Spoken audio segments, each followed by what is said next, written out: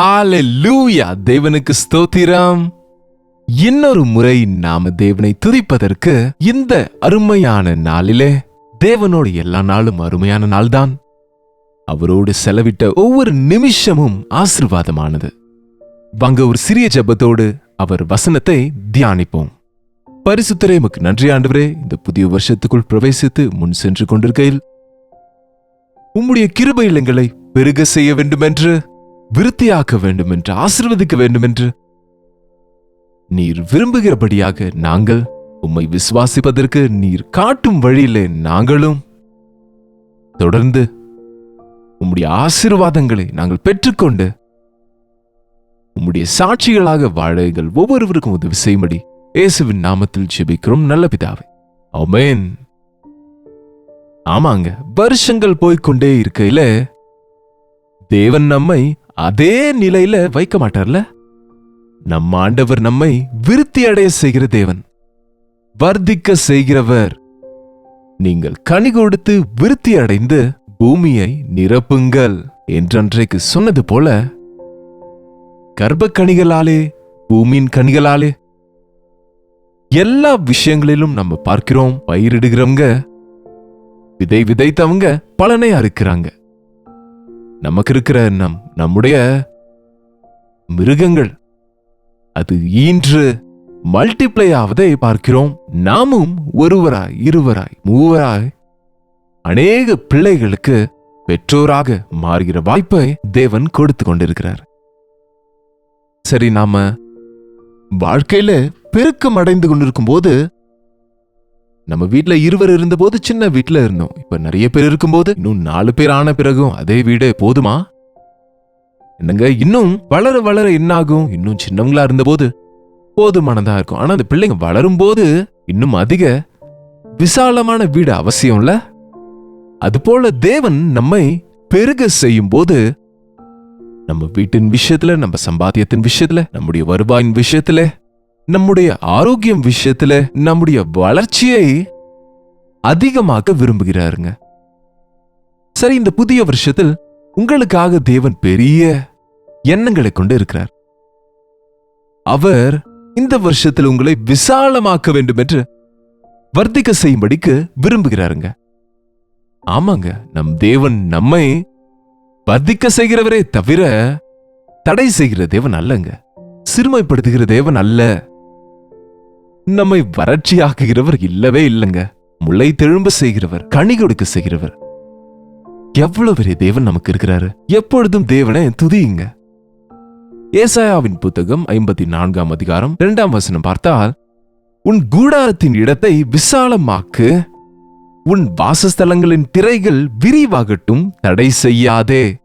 உன் கயிறுகளை நீளமாக்கி உன் முளைகளை உறுதிப்படுத்து.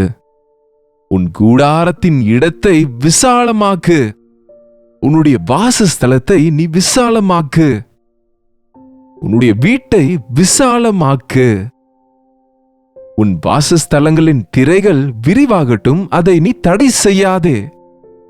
உன் கயிறுகளை நீளமாக்கு, உன் ஆணிகளை உறுதிப்படுத்து என்றால், இங்க கூடாரத்தை குறித்து எழுதியிருக்கிறதுனால அந்த காலத்துல கூடாரங்கள்ல தான் வாழ்ந்து கொண்டிருந்தாங்க. இன்றைக்கு நமக்கு பில்டிங்ஸ் வந்து விட்டது. நாம் இதை எக்ஸ்பேண்ட் செய்ய வேண்டும் என்றால் அவ்வளவு சுலபம் கிடையாது. ஆனால் அன்றைக்கு கூடாரம் இருந்தபோது அந்த டென்ட்டை இன்னும் இழுக்கலாங்க. அந்த ஆணிகளை இன்னும் கொஞ்சம் தூரமா, கொஞ்சம் நீளமாக அடிக்கலாம், விசாலமாக செய்யலாம். அதே விதத்துல தேவன் இன்றைக்கு நம்முடைய வாசஸ்தலங்களின் விஷயத்துல, நம்முடைய ஊழியங்களின் விஷயத்துல, எல்லா விஷயத்திலும் கூட விசாலமாக்க சொல்லுகிறார், விருத்தி அடையும்படியா சொல்லுகிறார், விரிவாகும்படியா சொல்லுகிறார். நீ வலது புறத்திலும் இடது புறத்திலும் இடங்கொண்டு பெருகுவாய், உன் சந்ததியார் ஜாதிகளை சுதந்திரித்துக் கொண்டு வலது புறத்திலும் இடது புறத்திலும் நீ இடங்கொண்டு பெருகுவாய். ஒருவேளை நீங்க சொல்லலாம், எல்லா ஊரிலும் நம்ம வீடுகள் கட்டுவோம் என்றோ, எல்லா இடத்திலும் பக்கத்து வீட்டுக்காரங்க இடத்தெல்லாம் நம்ம சேர்த்து கட்டிக்கொள்ளுவோம் என்றோ. அது இல்லங்க இங்க இருக்கிற நோக்கம். நீயும் உன்னுடைய சந்ததியும் இந்த திசையும் அந்த திசையும் விரிவாவீர்கள். இன்றைக்கு எத்தனை பேருங்க நம்ம பாரத தேசத்துல இருக்கிற அவர்களின் குடும்பத்திலிருந்து வருகிற வாலிபர்கள் நம்ம ஊர்லயே இருந்துடுறாங்களா? அந்த சின்ன கிராமத்துல பிறந்து வளர்ந்த பிள்ளைங்க பட்டணங்களுக்கு போகிறாங்கல்ல? பட்டணங்கள்ல இருக்கிற வாலிபர்கள் இன்னும் வெளிநாடுகளுக்கு போகிறாங்க இல்லையாங்க? இந்த தேசத்துக்கும் அந்த தேசத்துக்கும் விரிவடைகிறாங்க இல்லையாங்க? ஆமாங்க, தேவன் நம்மை விரிவடைய செய்கிறாரு, வர்த்திக்க செய்கிறாரு.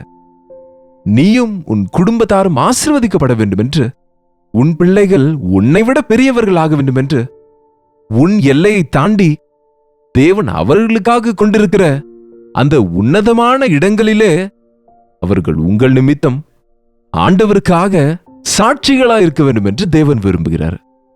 விருத்தி அடைவது என்பது தேவனால் மாத்திரமே கிடைக்கிறது. வலது இடது நீ இடங்கொண்டு பெருகுவாய், உன் சந்ததியார் ஜாதிகளை சுதந்திரித்து கொள்ளுவார்கள். உன்னுடைய சந்ததியை தேவன் ஆசீர்வதிக்கும் பொழுது நீ எல்லார் மத்தியிலும் தலையாயிருப்பாய் தவிர நீ வாளாக இருக்க மாட்டாய். ஒரு முறை யாக்கோபை பத்தி சிந்தித்து பாருங்க. யாக்கோபு இருந்த அந்த பெத்தேலிலே, அந்த பெத்தேலுக்கு திரும்பி வந்தார் இல்லையா? அங்கே வந்த பொழுது you go back to Bethel என்று தேவன் சொன்ன பொழுது எங்கெங்கயோ சென்று இருந்தாரு. மாமா வீட்டுக்கு போனாரு, அங்கிருந்து பக்கத்துல சுக்கோத் என்ற ஊருக்கு போனாரு. ஆனால் கடைசிக்கு தேவன் அவரை அங்கே கொண்டு வந்த போது அங்கே வளர்ந்த அந்த பிள்ளைங்க, அந்த யோசேப்பு கடைசிக்கு எங்க சென்றடைஞ்சார் பாருங்க. புறஜாதியார் ஆகிய அந்த அந்நிய ஜனங்க நடுவில் ஒரு அடிமையாக சென்றிருந்தாலும் அவர்களுக்கு மந்திரியாக, தலைவனாக, போஷிக்கிறவனாக உயர்த்தப்பட்டாருங்க. எஸ், தேவனின் ஆசீர்வாதம் நம்முடைய பேரில், நம்முடைய பிள்ளைகளின் பேரில் எப்பொழுதுமே இருக்குங்க. ஒருவேளை இன்னும் உங்க வாழ்க்கையில நாங்கள் அதே வீட்டில இருக்கிறோம், அதே வருமானம், அதே நிலைமை, எங்க பிள்ளைங்களும் அதே கிளாஸ் தான் படித்துக் கொண்டிருக்கிறாங்க, திரும்ப திரும்ப திரும்ப ஃபெயில் ஆகி கொண்டிருக்கிறாங்க, என்ன முயற்சி செய்தாலும் முன்னுக்கு போக முடியவில்லை என்றால் நீங்க நின்று யோசித்து பாருங்க. தேவன் உங்களோடு இல்லையா? தேவனுடைய ஆசீர்வாதங்களை நீங்க இழந்துட்டீங்களா? தேவனை நீங்க கேட்கலையா? அவரை நீங்க நம்பவில்லையா? அவரை நம்பினால், அவரை நம்பினவர்களே, அவரை நேசிக்கிறவர்களே அவர் ஆஸ்தியுள்ளவர்களாய் செய்வேன் என்றார். அவர் ஆசீர்வதித்தால் அது என்றென்றைக்கும் ஆசீர்வாதம்.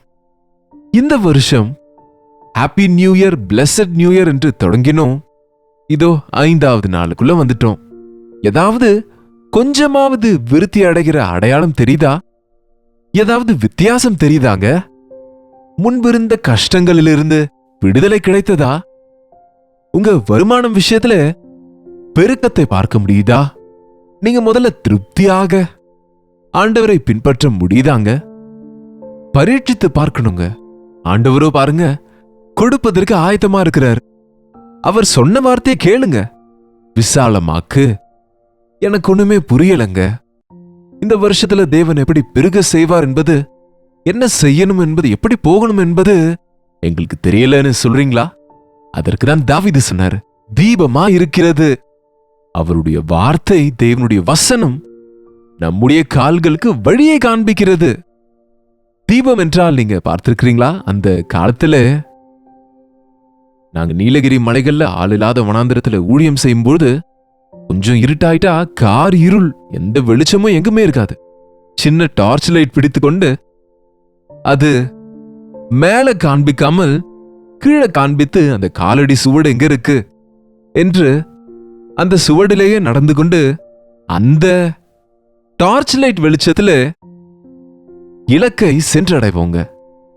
வசனம் நமக்கு தீபத்தை போல சுற்றி இருள் இருந்தாலும் நீங்க அடி எங்க வைக்கணுமோ, பத்திரமான இடம் இதுவோ, வழியிலே உங்களை இலக்குக்கு கொண்டு சேர்க்கின்ற வழியிலே தேவனுடைய திட்டங்களை கற்றுக் கொடுக்கிற விஷயத்துல தேவனுடைய வசனம் இருக்குங்க. அதனால்தான் தேவனுடைய வசனத்தை வாசிங்க. புரியாத போது முழங்கால் போட்டு ஜெபம் பண்ணுங்க. விசுவாசத்தோடு வசனத்தின் வாயிலாக தேவன் தம்முடைய வழிகளை நமக்கு தெரியப்படுத்துவார் என்று நம்பி உங்க வாழ்க்கையை அவருக்கு ஒப்பு கொடுத்து என்ன செய்ய சொல்றீங்க ஆண்டவரே? எங்கே போக சொல்றீங்க ஆண்டவரே? என்ன உம்முடைய திட்டம் என்னுடைய பேரில் என்பது ஒவ்வொரு நாளும் நம்ம தேவனிடத்துல கேட்டுக்கொண்டிருந்தா அற்புதமாய் தேவன் தம்முடைய வழிகளிலே நம்மை நடத்துவாருங்க. அவருடைய வழிகள் உத்தமமானது. அவருடைய வழிகள் நம்மை அவருடைய சமூகத்துல சேர்க்கிறது. அவருடைய வழிகள் சத்தியமான வழிகள். அவருடைய வழிகள் நம்மை சகல சத்தியத்திற்குள்ளும் நடத்திடுங்க. ஆமாங்க, நீங்க ஜெபத்தோடு வசனத்தை வாசித்தால் பரிசுத்த ஆவியானவர் உங்களுக்கு ஏவுதல் கொடுத்து சகல சத்தியத்திற்குள்ளும் உங்களை நடத்துவாரு.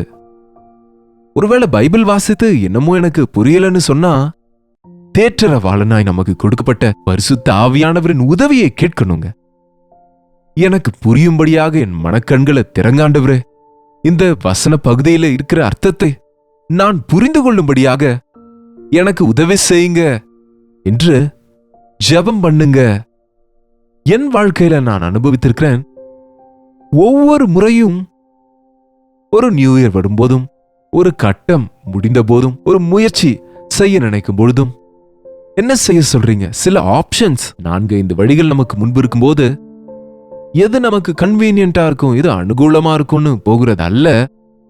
ஆண்டவரே, உங்களுடைய வழியை தெரியப்படுத்துங்க என்று செபித்தா நிச்சயமா அவருடைய வார்த்தையின் மூலமாக அவருடைய சித்தத்தை, அவருடைய வழியை தெளிவாக வெளிப்படுத்துவது என்பது நான் எத்தனையோ முறை என் வாழ்க்கையில அனுபவமாக அறிந்திருக்கிறேங்க. இந்த புதிய வருஷத்துல நீங்க திரும்ப பழைய வழிகளுக்கு போக அவசியம் இல்லை. பழைய சூழல்லையே இருக்க வேண்டியதில்லை. இருக்கிற நிலையிலேயே ஊறி கொண்டிருக்க வேண்டிய அவசியம் இல்லை. விசாலமாக்கு, இன்னும் விரிவாகு, இடம் கொண்டு பெருகு, விருத்தியாகு, ஆசீர்வதிக்கப்படு என்று ஆண்டவர் நமக்கு வாக்குத்தத்தத்தை கொடுக்கிறாரு. அவருடைய வார்த்தைகளை நம்பினால், அவருடைய வாக்குத்தத்தங்களை பிடித்துக் கொண்டு ஜெபித்தால், அவருடைய வசனத்தின் வெளிச்சத்திலே நாம் அவருடைய சித்தத்தை அறிந்து கொள்ள முடியுங்க. உங்க தனிப்பட்ட வாழ்க்கையில ஒருவேளை இன்னும் இந்த புதிய வருஷத்துல இதுவரைக்கும் ஒரு பிரேக் த்ரூ, ஒரு விடுதலை பார்க்காம இருக்கலாம். இன்னும் பழைய நிலையிலேயே இருக்கிறீங்களோ என்னமோ, நில்லுங்க, முழங்கால் படியிடுங்க. தேவனே, என் பேரில் நம்முடைய திட்டங்கள் இந்த புதிய வருஷத்துல என்னன்னு கேளுங்க என்று ஜெபித்து பாருங்க. தேவனுடைய வசனத்தை வாசித்து பாருங்க. தெல்ல தெளிவாய் தேவன் வழியை காண்பிப்பாரு.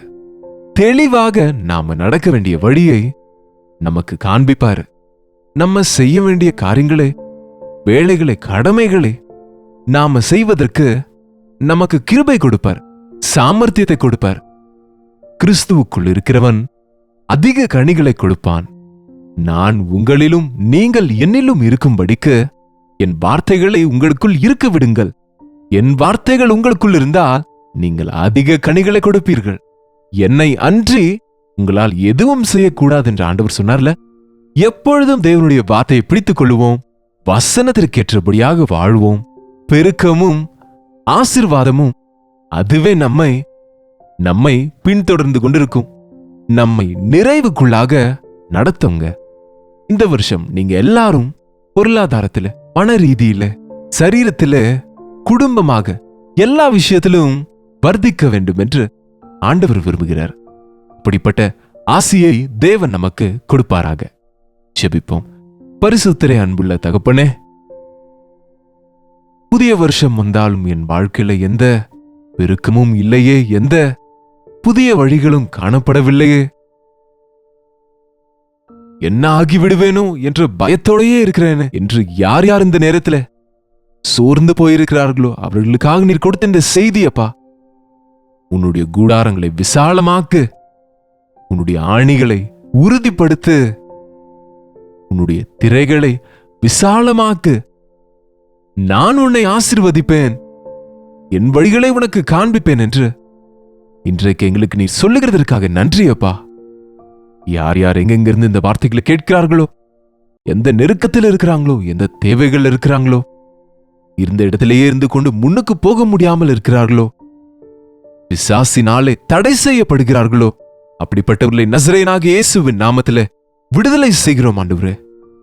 இந்த புதிய வருஷம் பலன் கொடுக்கிறதான ஆசீர்வாதமான பெருக்கம் நிறைந்த வருஷமாக எங்கள் அனைவருக்கும் இருக்கும்படிக்கு நாளுக்கு நாள் விருத்தி அடைந்து உம்மை துதித்துக் கொண்டிருக்க உதவி செய்யும்படியாக இயேசுவின் நாமத்திலே ஜெபிக்கிறோம் நல்ல பிதாவே, ஆமென்.